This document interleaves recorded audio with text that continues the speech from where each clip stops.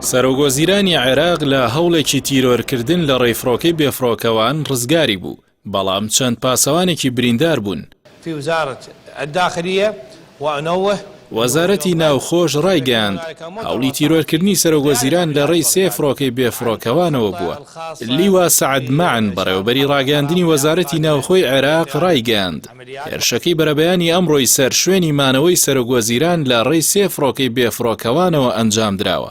لە لێدوانێکیدا بەرپرسەکەی وەزارەتی ناوخۆی عێراق وتیشی دوان لە فڕۆکەکان خراونەتە خوارەوە و تەنها یەک فڕۆکیان هێرشەکەی ئەنجام داوە. بەرەبەیانی ئەمڕۆ یەکشەممە لە ڕێگەی فڕۆکەی بێفرۆکەوانەوە هەوڵی تیرۆرکردنی مستەفا کازمی سەرۆگۆزیرانی عێراق درا و هێرش کرایە سەر شوێنی مانەوەی لە ناوچەی سەوز لە بەغدادی پایتەخت.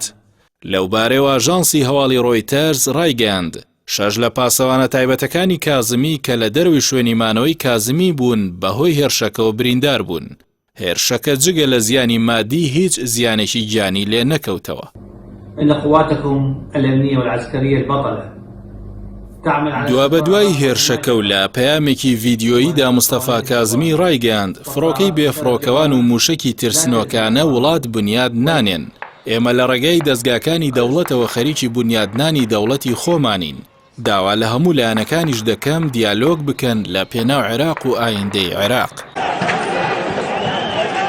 هەوڵی تیرۆرکردنی کازمی پاش ڕۆژێک لە گرژیەمنیەکانی بەردەم ناوچەی سەوز دێت کە تێیدا لایەنگرانی گروپە چەکدارەکانی نزیک لە ئێران و چەکدارە خۆپیشاندەرەکانیان دژی ئەنجامەکانی هەڵبژاردن لەگەڵ هێزەمنیەکان بەرەنگار بوونەوە کە تێیدا کەسێک کوژرا و زیاتر لە 100 دیکە بریندار بوون. بەدوایدا سەرانی گروپەکان هەڕەشەی توند و ڕاستە و خۆیان ئاراستەی مستەفا کازمی کرد. لە نوێترین پێشاتی ئەو ڕووداوەدا هێزەمنیەکانی عێراق موشکێکی نەتەقیوی هێرشەکە و فڕۆکێکی بێفرۆکەوانی تێکشکاویان لە سەربانی ماڵی سەرۆگۆزیرانی عێراق دۆزیەوە. سەرچاوەیەک لە پۆلیسی بەغداد ڕایگەیاند موشکەکە بریتیە لە قوتوویەکی پڕ لە تەقینەوە کە لەلایەن یەکێک لە فڕۆکەکانەوە هەڵدراوە. تا ئێستاش هیچ لایەنێک بەرپرسیارەتی لە هێرشەکە ڕانەگەیاندووە و دابوو دەستگا ئەمنیەکانی دەوڵەتیش هیچ سەرەداوێکیان لەبارەی هێرشەکەەوە دەست نەکەوتووە.